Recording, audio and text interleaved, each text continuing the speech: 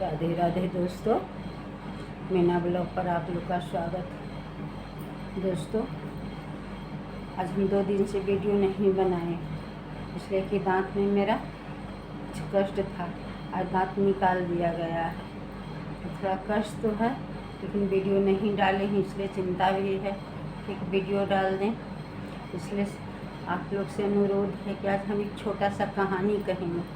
आप लोग मेरा कहानी पूरा सुनिएगा और सुन करके सभी में शेयर कीजिएगा, सब भाई बहन को शेयर कीजिएगा।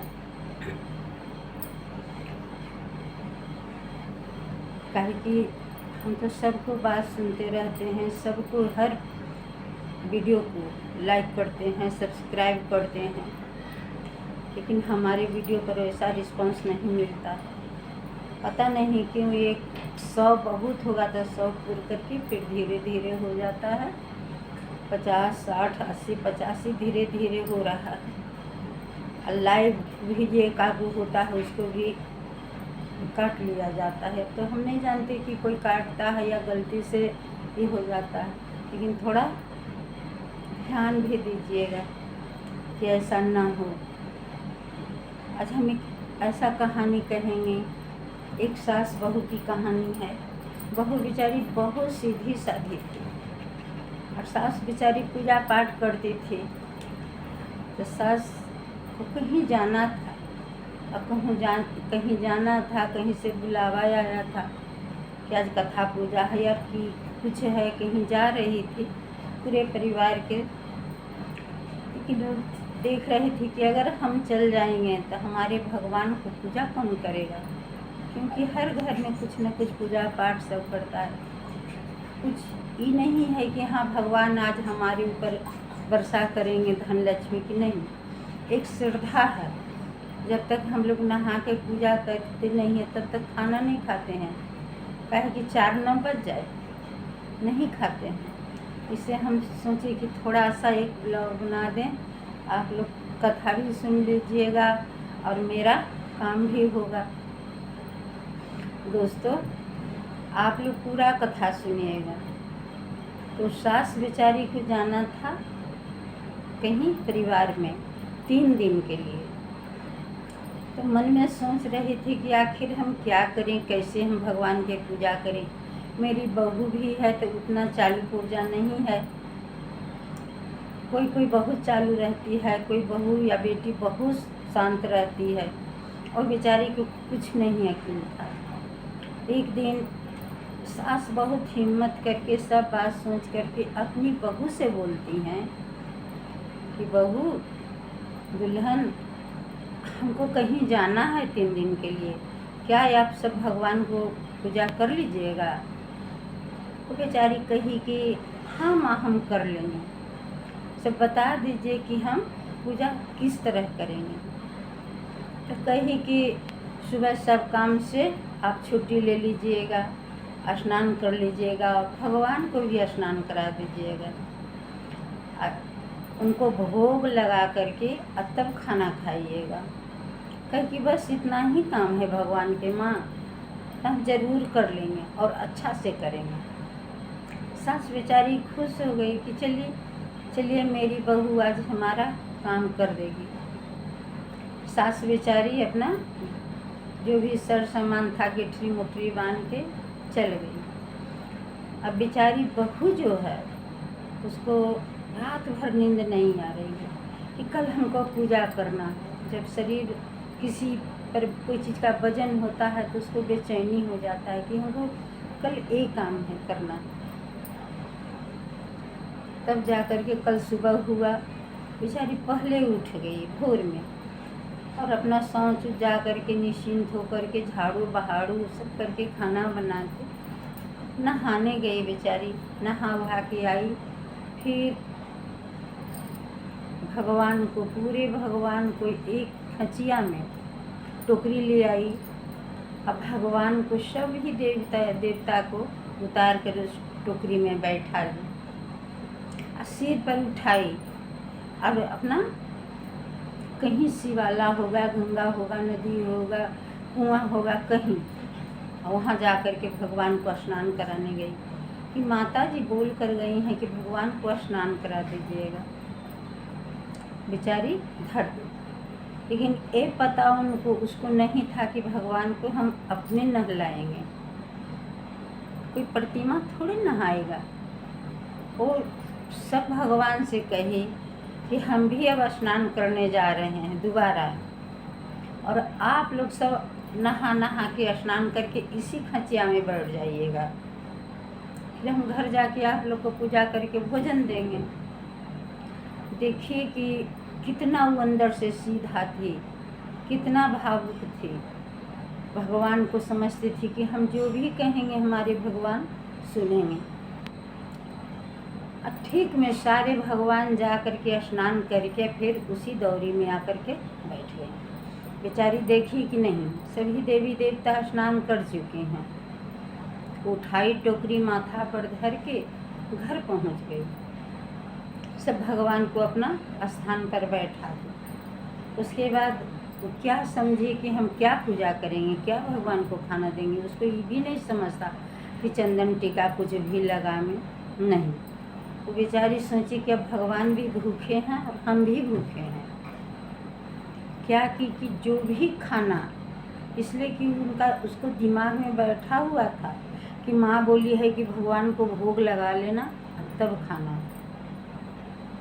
क्या कि भगवान के सब एक छिपा में जो भी खाना बनाए थे बड़े बर्तन में, देखिए कितना भगवान को हम अलग अलग बर्तन कहाँ से लाएंगे।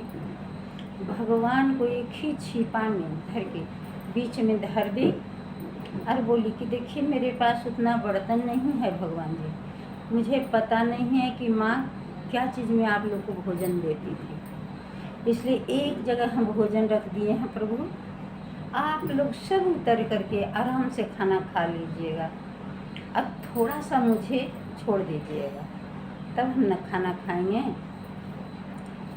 उधर बैठने चल गई कि हम आधा घंटा बैठते हैं, आप लोग खाना खा लीजिए आराम से। भगवान देखिए भोलानाथ को जो सही बेचारी के बहुत सीधी थी, सारे भगवान आकर के सब खाना खा गए और फिर अपने अपने जगह पर बैठ गए। जब आई देखती है कि छिपा खाली है, तब भगवान को कहे कि भगवान थोड़ा सा भी मेरे लिए नहीं आप छोड़ें। फिर अपना छिपा उठाई, मल धो करके भोजन की। फिर कल सुबह हुआ, फिर अपना काम उसी तरह की, नहा फेंच के आई, भगवान को भोजन दी। भगवान भोजन, उस दिन भगवान नहीं उठे, कोई भगवान खाना नहीं खाए। शुरू दिन खाए, उसके बाद नहीं खाए, कोई भगवान नहीं खाए। अब उसको मन में लगा कि क्या हम गलती किए कि भगवान हमारे भोजन नहीं कर रहे हैं। भगवान भोजन जरूर रुस गए हैं।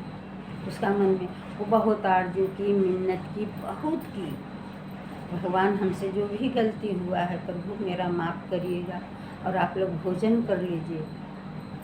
लेकिन भगवान नहीं खाना खाए। बेचारी छिपा उठाई और धर दी कि जब भगवान भोजन नहीं किए तो हम किस तरह खाना खाएंगे।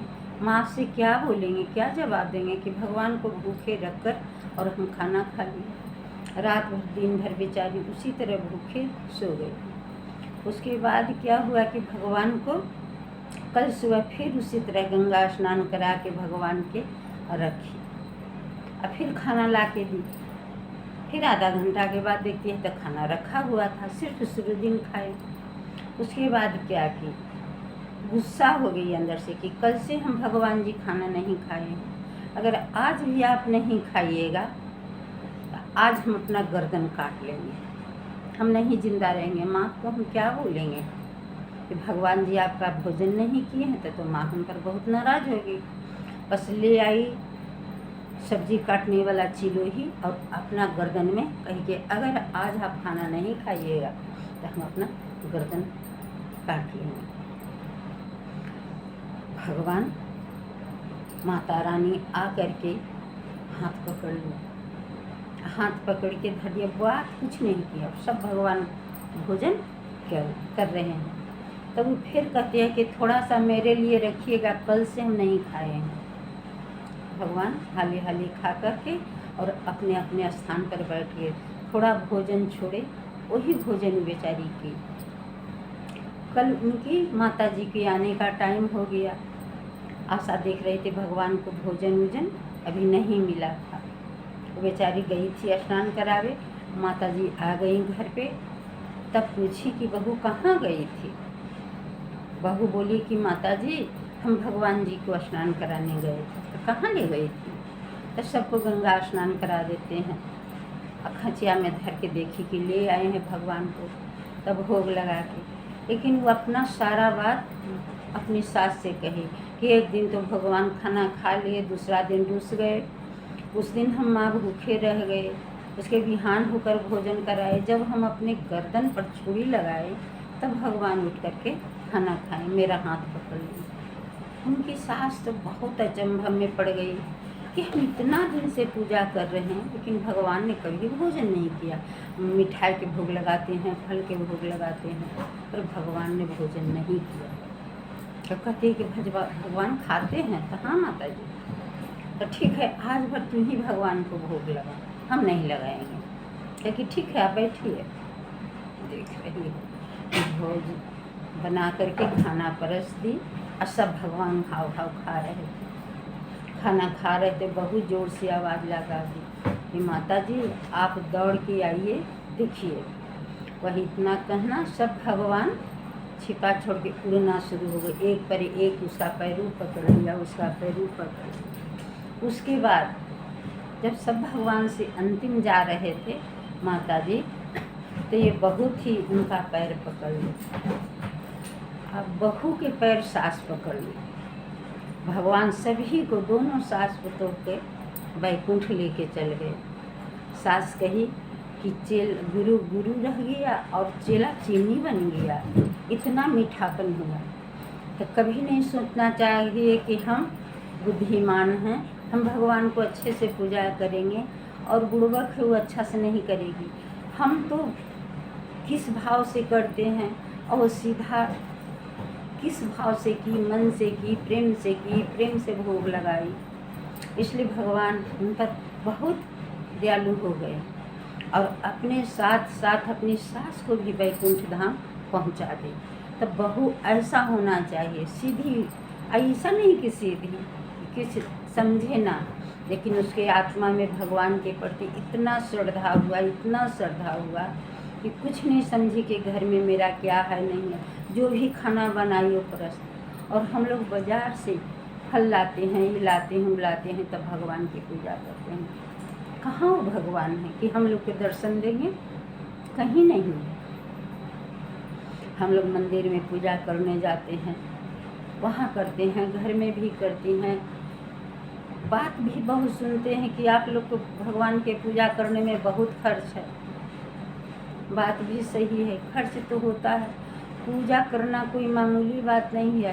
तन, मन, धन, ये तीनों चीज़ से पूजा होता है। शरीर से सेवा करते हैं, मन से भक्ति कीजिए, और पैसा नहीं रहेगा तो ना आप घी लाइएगा, न हुमाद लाइएगा, न प्रसाद लाइएगा। इसलिए तन, मन, धन सब चीज़ से पूजा होता है। इसलिए राधे राधे बहन, अगर आप लोग को मेरा भजन, मेरा कथा अच्छा लगा होगा तो कमेंट बॉक्स में ज़रूर लिखिएगा और सब्सक्राइब ज़रूर कीजिएगा। हर हर महादेव भी लिखिएगा और सभी बहन से इस कथा को सुनाने का कोशिश कीजिएगा। आज सावन चढ़ गया है, सभी बहन लोग आज सोमवारी है, भजन की होगी, लेकिन हम अभी नहीं किए हैं। हम बीमार हैं, इसलिए घर में थोड़ा नहा करके गए और आज मेरा दांत कबाड़ा गया है, इसलिए हम आज धीरे धीरे बात कर रहे हैं। आप लोग राधे राधे, हरे कृष्ण।